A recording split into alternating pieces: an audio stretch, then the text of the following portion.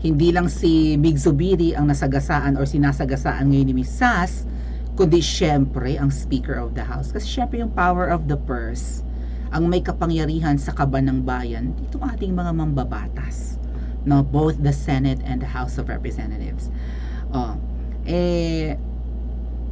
Di ba gigil na gigil nga sila sa confidential funds ni VP Sara at tinanggal na nga, right? Sa next year's budget, wala ng confidential funds si VP Sara. Ano ba to? So, ang sigaw ng mga yawagid na mga makakaliwang grupo, no to confidential funds. Akala mo ang confidential funds ay pork barrel or something, di ba? Binabati ko sila ng bongga. Alisin ang confidential funds, as magugulat ka yung mga makakaliwa na kuna ng picture. Ang nag-post pa mismong makakaliwa. Okay.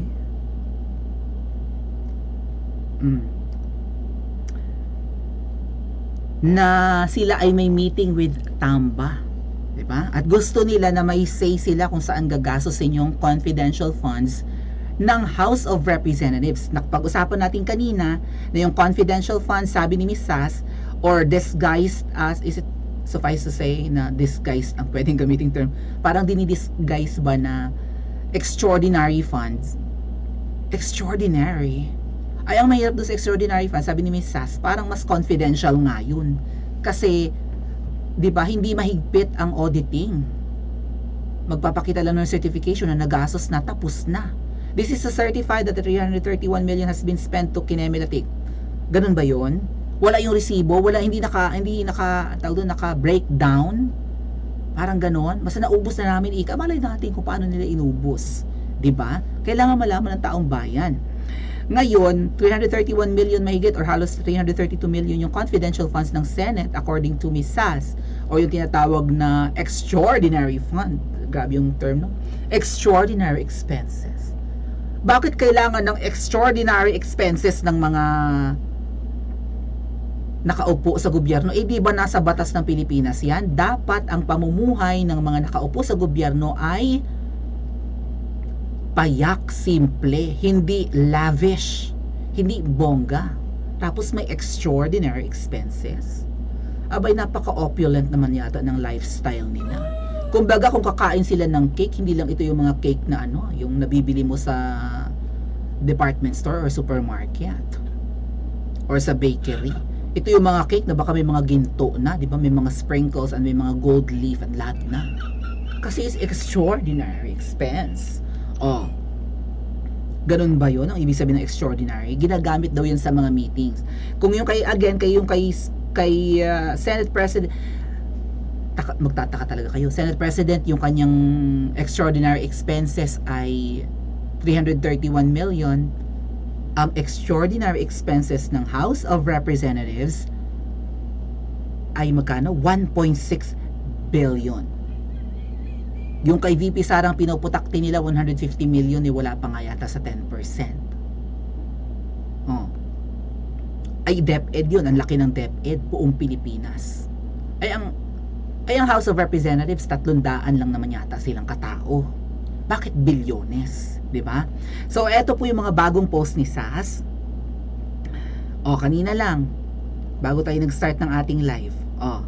Sabi ng Senate Secretary, syempre may mga secretaries yung Senado, di ba? So siguro merong pinaka-secretary yung Senado aside from mga personal secretaries ng mga senador. Sabi ng Senate Secretary, ang 331 million extraordinary expenses nila ay para sa meetings and the like. Para daw sa mga meeting, sa mga pagpupulong. Gaano ba ka-extraordinary ang meetings na yan para gumastos ang bayan ng 331 million? Palang sa Senado. Iba pa yung 1.6 mamaya na dipuntahan. Kaya nga sabi ko sa inyo, 365 days in a year, 331 million yan.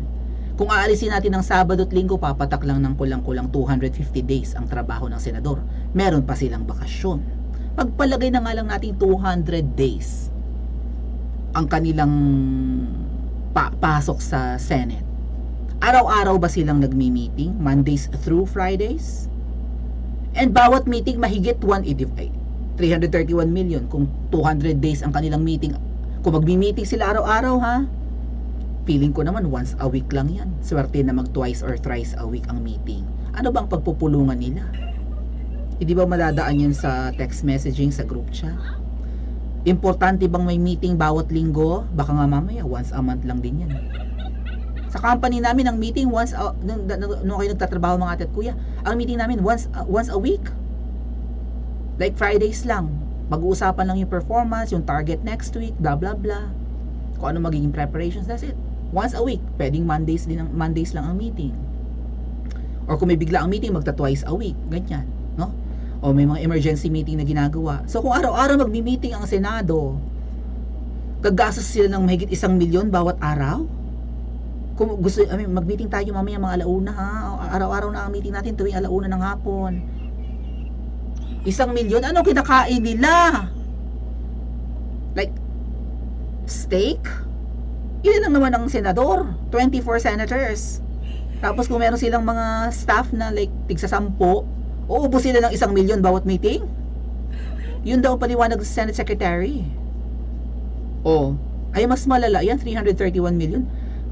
Di ba nasa Code of Conduct and Ethical Standards yan ng mga public officials and employees na dapat ang pamumuhay nila payak, simple, hindi maluho. Tapos gumagastos ng milyones ang gobyerno natin para sa mga pa-meeting ek-ek ng mga Diyos ko po, pakainin na lang yan ng ensaymada. 'Di ba? Ano pa yung mga post ni Mrs. dito laban? Yan yung sinasabi ni Mrs. Abolish confidential funds, sabi ng mga makakaliwang grupo. Pero huwag i-abolish ang 1.6 billion extraordinary fund ng Congress or ng House of Representatives. Tinag pa si teacher, kabaro ko si Stella Kimbo. Ano to kongresista na dati pinagtatanggol si VP Sara sa confidential funds, tapos biglang cambio siya. Biglang bawi siya. Hindi ko alam kung sino ang kinatakutan niya dun sa House of Representatives. Sino ba nakakatakot dun? Yung nakakatakot ba dun na pogi pero parang masamang nilalang? Tinagpati si Martin Romualdez ni SAS. Pati yung makakaliwang grupo, yung Kabataan Party is yung si Raul Manuel ba yan? Ano pa yung sinabi ni SAS dito? Ayan, nagpa-interview kay Banat Bay, yan kay Stella Kimbo, mamaya, hold on.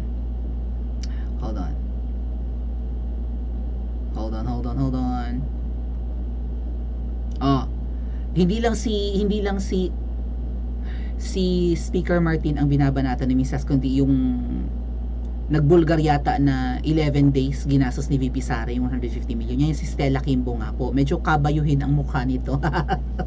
Medyo kabayuhin ang mukha, no? Babae pero medyo kabayuhin ang mukha. Medyo morena, tapos kung pabakla na yung beauty. Charot. Pati boses. Totoo. Congresswoman Teacher Stella Kimbo, can you confirm na sinabi mo raw na para sa kalamidad ang inyong extraordinary fund? Sa Kongreso? Para sa kalamidad? Kung ngayon, dapat i-realign na lang dapat yan sa mga LGU disaster prevention. Dahil sila po ang frontliners according to our law. Hindi naman kayong mga kongresista ang frontliners sa sakuna. Totoo. Palang kayo at wala kayong executive function. Ang totoo pong functions ng mga babatas natin ay mag-craft ng batas. Gumawa ng bill para maging batas. Nasa mga opisina lang. Nasa House of Representatives lang at nasa Senado lang sila. Hindi sila kailangang mamigay ng bigas. Hindi sila kailangang mag-raid ng mga warehouse ng bigas. 'Di ba? Hindi sila kailangang pumunta doon sa mga tinamaan ng bagyo na sabugan ng bulkan. Unless gusto nilang magpapogi. Ayun, yun mismo sinabi ni SAS. Sabi ni Stella ay para daw yan sa kalamidad yung extraordinary Super Power Ranger Fund 1.6 billion.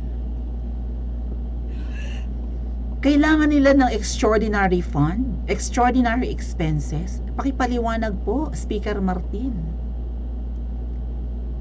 Ang binabanatan ni SAS dito, ang nasasakupan mo hindi lang yung si Representative Stella Kimbo. 'Di ba? Si Stella Kimbo kasi ngayon yung medyo parang dati tagapagtanggol ni VP Sara yun eh. Ngayon hindi na. May kinatakutan. Sino kaya ang kinatakutan niya ngayon sa sa lower house, no? Pero under siya kay Martin. Okay. Oh. Bakit kailangan ng lower house ng 1.6 billion? So ano to, paghahati-hatian to ng 300 na kongresista? Is that so? Kasi ilan ba ang members of the House of Representatives? Nasa 300 sila mahigit eh. So 1.6 billion divide po natin sa 300. Let's say tig 60 million ba sila? 60 million, so 7 figures plus tatlo. Is that so? Parang tig 60 million sila. Ay may mga probinsya po, kung 'di ba yung mga kongresista natin, may mga nasasakupang probinsya eh. May mga probinsya na hindi sinasalanta ng bagyo, hindi sinasalanta ng sakuna. Safe na safe sa mga baha-baha thingy. Yung mga matinding salantahin ng mga bagyo yan, mga Eastern Visayas, itong Southern Luzon, itong Norte, Cagayan, yan, tapos yung mga Northern Mindanao, yan yung mga tinatamaan. Malimit, di ba? Oh, yan, mga Mindoro. Pero hindi lahat ng probinsya nasasalanta ng mga mga kalapitad. So, paano nila gagastosin itong 1.6 billion at hindi naman nga nila trabaho yan? Para saan to? Sa mga relief goods. Ay di ba may budget dyan ang gobyerno natin sa DSWD? Bakit pati sila meron? At ang problema daw dito, sabi ni Ms. Sas, hindi daw mahigpit kung paano in-audit ang 1.6 billion, tapos si VP Sara tina-target nila. Oh, ayan na naman, di pa natigil si Ms. Sas. Tinawag din niyang sinungaling. Ito si Stella Kimbo, yung sinasabi ko sa iyo, parang pakabayo na yung mukha. Ayan oh. Wala pong confidential funds, sabi dito sa post niya. Wala pong confidential funds ang Congress. Yun pong sinasabi na 1.6 billion ay extraordinary expenses. Yung extraordinary po ay fully auditable. Sabi niya na audit daw. Sinungaling daw si Stella Kimbo. Sakop ni Martin to. So parang siya yung spokesperson ngayon ni Martin. Siya ngayon ang maingay para, or at least siya pa lang ang nagsasalita, baka wala pang imik si Speaker Martin, di ba? Hindi kailangan, sabi niya fully auditable, pero ang sabi daw doon, dinikit ni Sas yung picture ng i-zoom nga natin yung picture ha para mabasa natin konti. Hindi daw kailangan ng resibo ng 1.6 million billion, letter B. Certification executed by the official concerned that the amount claimed was spent for this purpose and in the amount not exceeding the limit indicated in the general provisions of GAA, blah blah blah. So hindi naman kailangan ng resibo. So paano mo i-audit kung hindi naman nanghihingi ng resibo? Hindi naman required, 'di ba? Hindi pipilitin ng COA 'yun, hindi naman kailangan eh. Oh. O ayan, according to COA circular blah blah blah, ang 1.6 billion extraordinary funds na under ng the control, ayan, tag na naman si Martin Romualdez, mga ate at kuya, ang speaker, na under the sa control ni Martin Romualdez ay hindi kailangan ng resibo, certification lang. So this is to certify that this fund is being spent already, the 1.6 billion. So huwag po nating linlangin ang taong bayan about auditable. Pinagsasamantalahan ninyo ang 81 collective IQ. So ang atin daw average IQ yata 81. May PhD ka pa naman. What? Doctor din siya? Doctor of Philosophy? Ay kabaro ko teacher. Oh. Pakidetalye na lang po sa taong bayan kung ano ang extraordinary expenses ng House of Representatives at kailangan may 1.6 billion itong budget. Take note. 1.6 billion for extraordinary funds pa lang yan. Iba pa yung pondo nila sa di ba? Sa MOOE, maintenance, operating, and meron pang other expenses.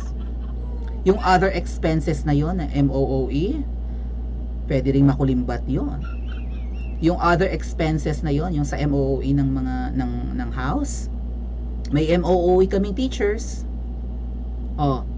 Ang 'di ba, maintenance, operating, and other expenses. Pag sinabi mong MOOE ng DepEd, maintenance, edi yung maintenance ng mga classrooms, ng mga bangko, ganyan.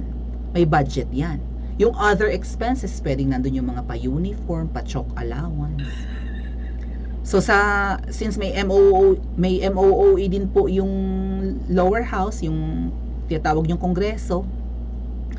So ano yung other expenses nila? Hindi naman sila required mag-uniform. Baka mamaya lagay-lagay lang nila doon ang mahal-mahal ng kanilang clothing allowance, pero binili lang pala sa Divisoria. No? Anyway, sinungaling din daw ito. Aba, nagsisinungaling ang mga nakaupo, mga ate at kuya. Pwede nilang kasuhan si Misas ng libel. Kasi tinatawag sila ni Sas na sinungaling. Yan ang problema eh. Di ba sabi ko nga sa inyo, mambabato ng putik ang mga politiko kay VP Sara. Pero sino ang unang nadumihan? Hindi naman si VP Sara na binato ng putik.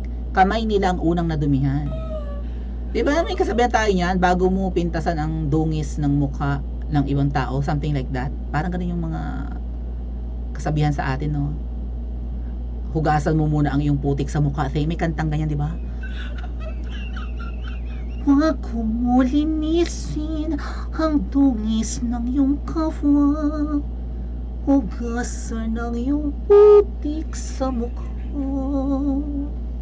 Para may ganun, di ba? Tina-target lang nila at pinalalabas nila na si VP Sara ay kurakot at yung confidential funds niya ay inubos niya ng mabilis. Pero kita naman natin ang result. Kaya nga gigil na gigil ang mga makakaliwang grupo kay VP Sara eh. Maliwanag niyang sinasabi, doon niya ilalaan ng kanyang confidential funds. Itong 1.6 billion para daw sa mga sa mga disaster. Ano nga yun ulit? Sa sakuna. Like sa mga bagyo-bagyo, sabog, bulkan. Kaya sabi ko sa inyo, tuwang-tuwa ang mga politiko pag may mga sakuna, may mga disaster na ganyan.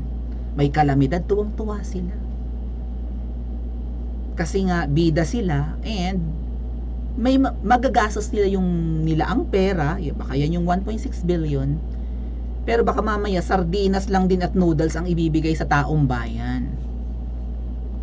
Kasama ba dito yung 5 kilograms of rice ni dito sa 1.6 billion yung pinamimigay ni Martin or balak ipamigay ng speaker ng House of Representatives Martin Romualdez? Kasama ba dito yung 5 kilos? Kailan naabot yung 5 kilong bigas na iyon? Hanggang kailan yun naabot? Kung extraordinary fund yan, anong ipamimigay sa tao? Spam ba yan? Spam? Kailangan extraordinary delata. Hindi pwede yung ordinaryong delata na sardinas lang na tig 15 pesos. Dapat extraordinary. Dapat may mga pa-spam yan. Right? Dapat ang ipamimigay sa mga tao yung mga salmon. May mga ano yung banggit ko kanina? Yung mamahaling, yung mga pa-steak. Diba? May pa-caviar. May pa-quinoa rice. Extraordinary. Hindi simpleng ayuda ang ibibigay. Baka mamaya yung ibibigay na pakumot sa yung pakumot sa mga nasalanta ng bagyo yung mga tipong Canadian cotton na 1,600 thread count, malambot na klase ng cotton yung kumot na bibilhin. Ganun ba yun? Extraordinary. Paano kaya nila ginagastos yung perang yan? I-comment nyo nga po sa comment section at mag-like and subscribe din po kayo.